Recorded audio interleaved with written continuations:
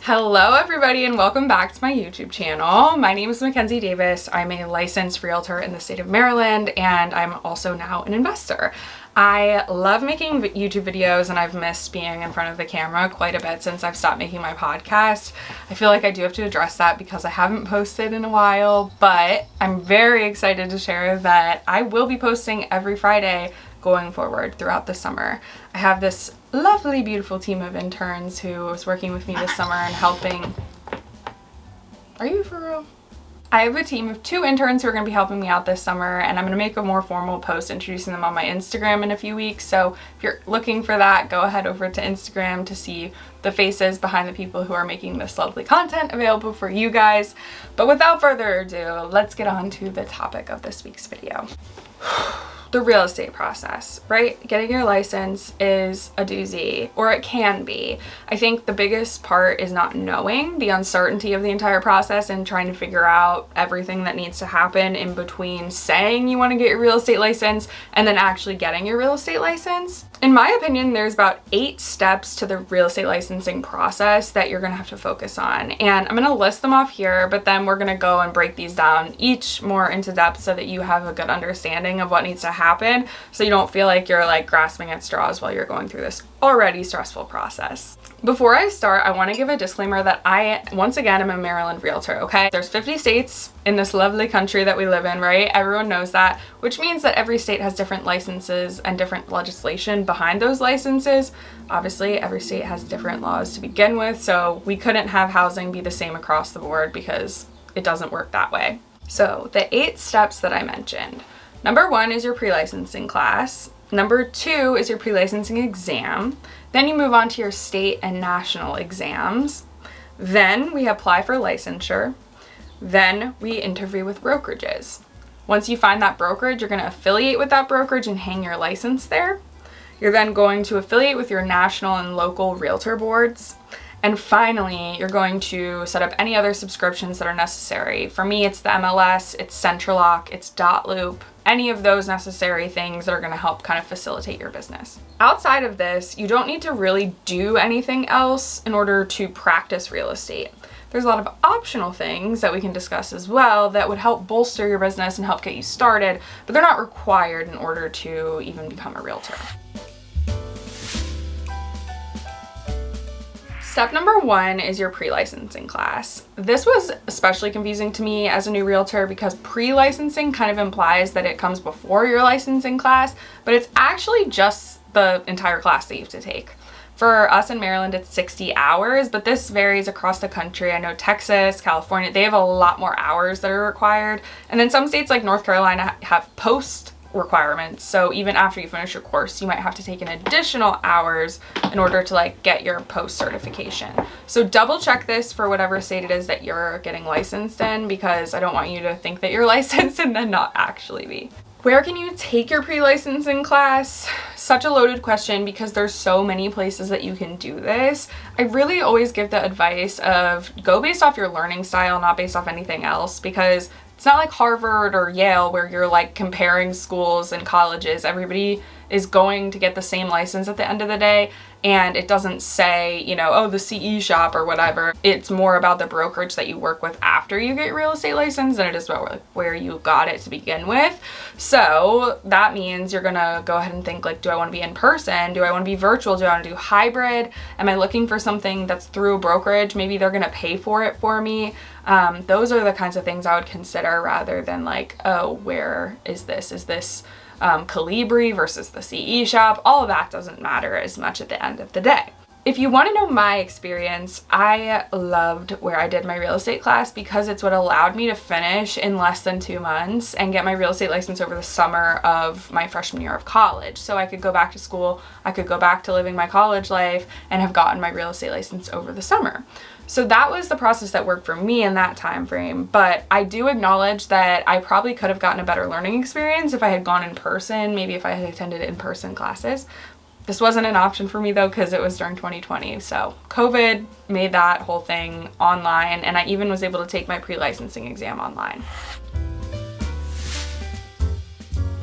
The Brings me to the second point, which is your pre-licensing exam. So this is administered through whatever facilitator gives you your pre-licensing course, and they're going to provide the instruction for how you would then register for that pre-licensing exam. In my state, we only have 2 attempts to take this exam, which off the bat was really nerve-wracking for me because I'm a terrible test taker. So when I heard that, I freaked out and really studied because I was nervous, only to find out that this test is probably the easier of any of the tests you'll take in this whole process, and it just accurately reflects whatever material you learned in your pre-licensing class. Once you pass this exam, which I took online, proctored still, so someone was watching me through the screen and making sure I wasn't cheating or anything like that, I was able to register to take my state and national exams, which are 2 separate exams.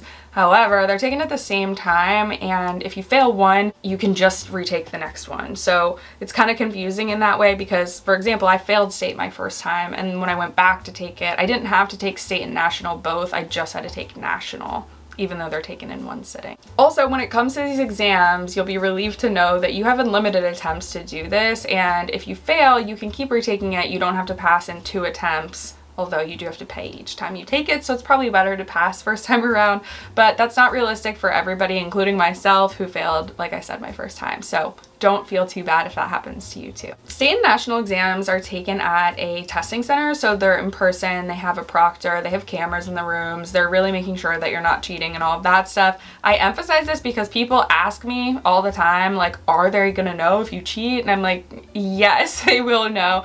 That's just my experience, at least. Like, it was a very monitored situation. But other than that, it was really just go in, take your test, bring your ID, make sure you have pencils, and you have a 4-function calculator. You can't bring one of those TI 83, 84s, whatever, because obviously you can put text in those. But the 4-function calculator, you go, you sit for your exam. It takes about 2 hours, and then you find out immediately if you passed or not, which my first time, obviously, I was so sad to know that I had failed and then had to get back in the car and figure out what I was gonna do. And I was definitely emotional about it. But in hindsight, it really wasn't that long of a process because I was able to just schedule my exam for the next week and then spend that next week really focusing on studying the stuff that I didn't know or felt like was really challenging on that first exam. Once I left my real estate exam, I had this sheet of paper, which is probably the most shared piece of paper on the internet now at this point because I've used it in so many TikTok videos. It's a piece of paper with your picture on it that says you're now a licensed salesperson in whatever state that you are taking your test in, and you're still not a licensed realtor at this point, which is kind of crazy because it says you are. Then you're going to want to apply for licensure. And what this looks like is submitting a fee that you have to pay to the state, and this will allow them to register you and give you a number, which you can then take to find a brokerage. Your salesperson number really just says that you passed your test, that you paid your fee, and that a brokerage is able to hire you when you're ready for that next step. Some people ask me this question, so I really want to make this clear in the fact that you do have to be affiliated with a brokerage in order to practice real estate. It's not an either or, it's just a must.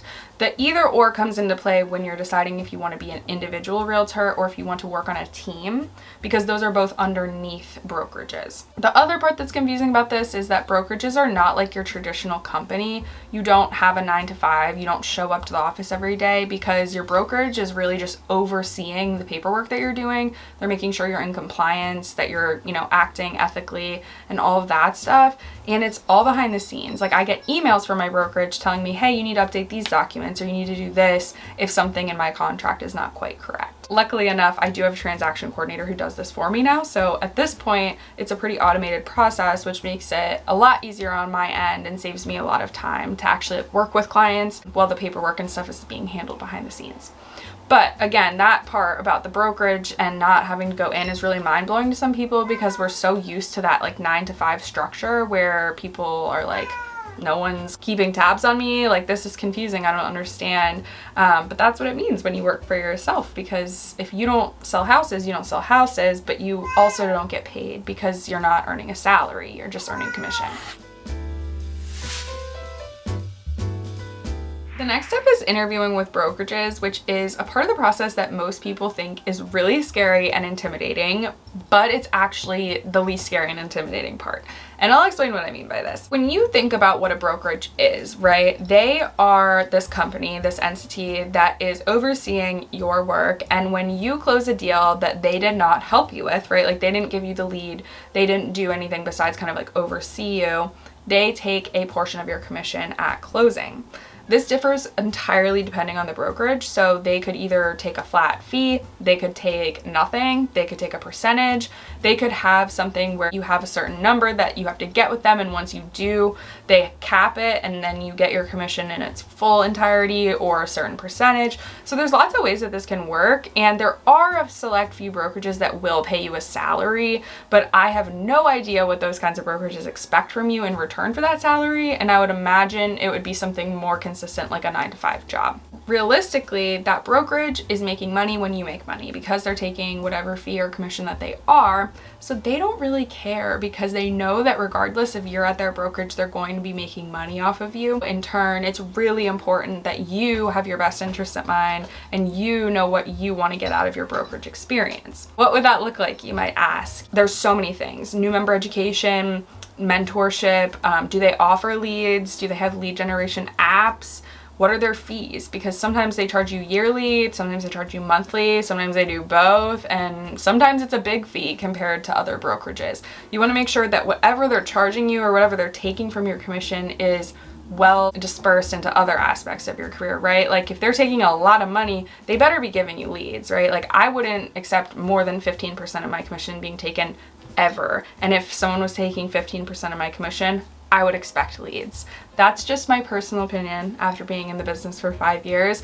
But my brokerage, Douglas Realty, where I've been the entire time that I've had my license, is a flat fee commission. So they take $400 per transaction. And to me, that is fair and keeps me in business, right? It's all personal preference, but I think at the end of the day, you need to pick something that's gonna fit what you are looking for.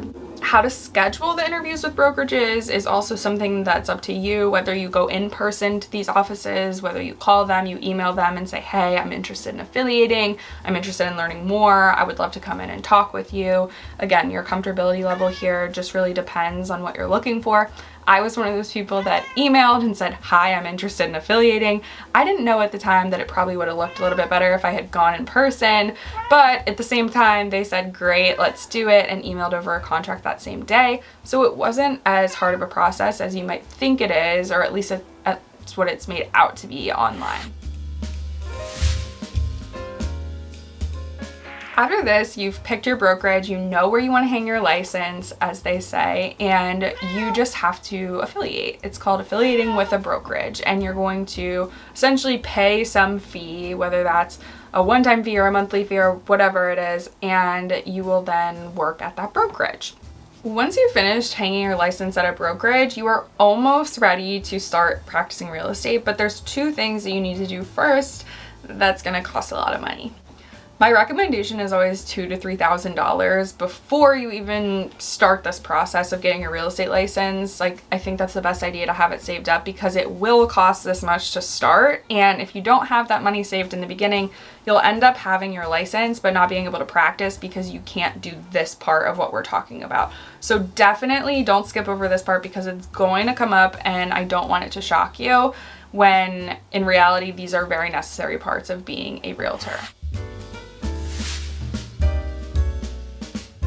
So first, you have your national and local realtor board affiliations, which are basically the higher entities over your real estate brokerages that kind of provide all of your forms. They provide the legislation. Usually they'll update any forms or ethics in accordance to any lawsuits or legislature. Like over the summer when we had the NAR lawsuit that was going on, that was a big time for documents to be updated, and they were done through these associations. There's also a lot of county specific addendums, which you'll learn more about as you get your real estate license. For example, Baltimore City, sometimes there's ground rent, which means that the ground is not owned by the person who purchased the house on the ground, which is weird. I don't get it. But regardless, you have to have a ground rent addendum if there's ground rent. So that's something specific to this county that the Baltimore City County would have provided. So similar to other counties, you have to be affiliated, okay? That is probably the largest cost. It's, I think, $700 a year to be affiliated with a county association for real estate. And it does come with a lot of perks like free CEUs and things like that, and just ways to learn and get involved, get mentored. They've put on a ton of events. They do events at the casino, all kinds of things that really help you get involved. Whether you take advantage of those things is up to you, but they are there for you if you would like to be more in this space. Your last board is NAR, which is the National Association of Realtors, which gives you that little pin that has the R on it, which makes you able to capitalize the R in Realtor. Again, I don't really know what it's for, but at the end of the day, you're able to be a licensed practicing realtor, so we do it.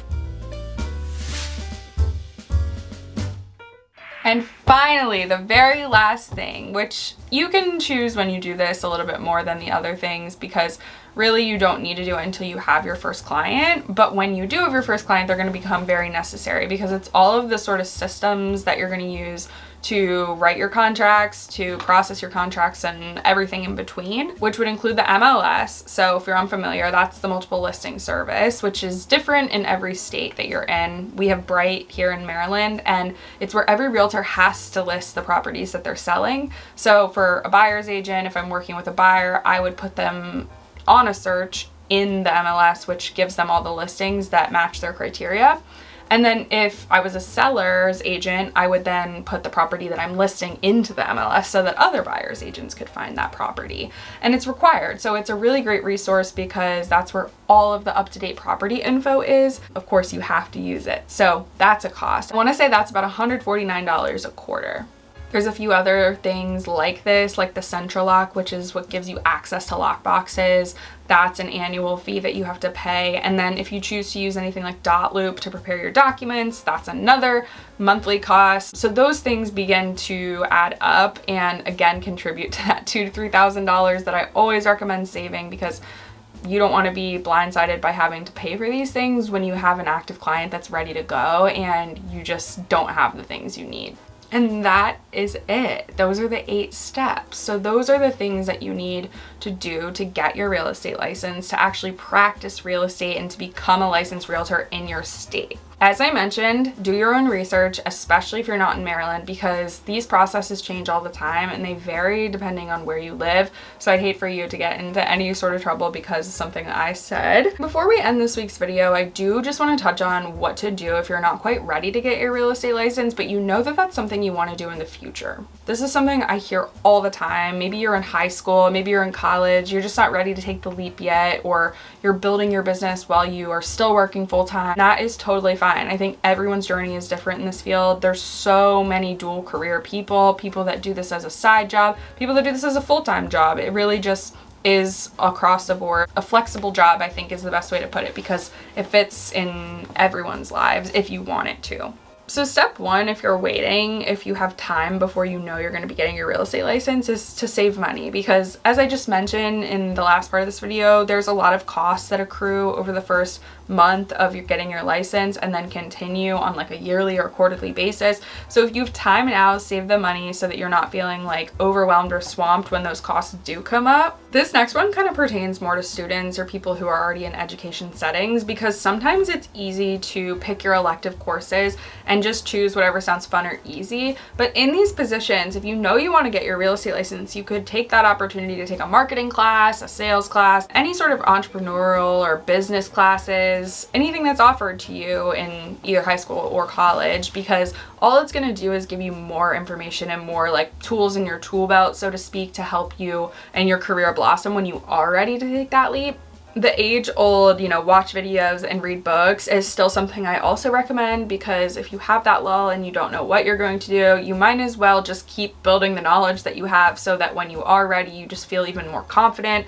Imposter syndrome is huge in this field, because all of a sudden you're just allowed to sell houses at 18. Like, it's a crazy thing to think about sometimes, and that definitely sets in as imposter syndrome for some people. So if you can take the time to learn the skills better, it's only going to help you with your confidence at the end of the day. Finally, the last thing that I would suggest is shadow an agent or go to a brokerage and ask if you can just like hang out for the day. Like, I don't know how you would want to get your foot in the door in that way, but there's so many opportunities to just do free work and just listen to people who have more knowledge or have knowledge in the field that you're trying to get into, and you can learn so much from doing that. I have had several people reach out to me and ask to shadow me and just come along with showings or come to closing or, you know, talk to me about contracts, and I do all of it because I know back in the day, 5 years ago, that would have been the most valuable thing, including mentorship, because if you guys know me, you know that's the one thing I say you have to do is mentorship. It just helps. It helps so much when you don't know what you're doing.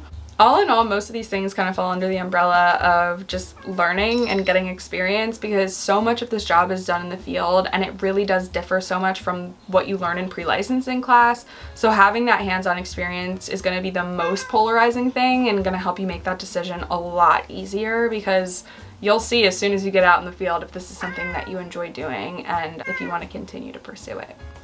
Alrighty, y'all, that is everything for how to get your real estate license. I know it's a daunting process. I know that it can be scary, but I hope that the information that I gave you in this video is enough to help you kind of navigate that process on your own and feel confident as you do it, because as we said just a few seconds ago, imposter syndrome runs rampant in this field and we don't need you to be a part of that. But without further ado, I will end the video here. I am so excited, as I said, to be back with you guys and making content, and I look forward to seeing you every Friday here on out. So thanks again for watching. Make sure to follow over on TikTok and Instagram so you can see all of the content that I'll be posting this summer. And I love you guys and hope you have a good rest of your week. Bye.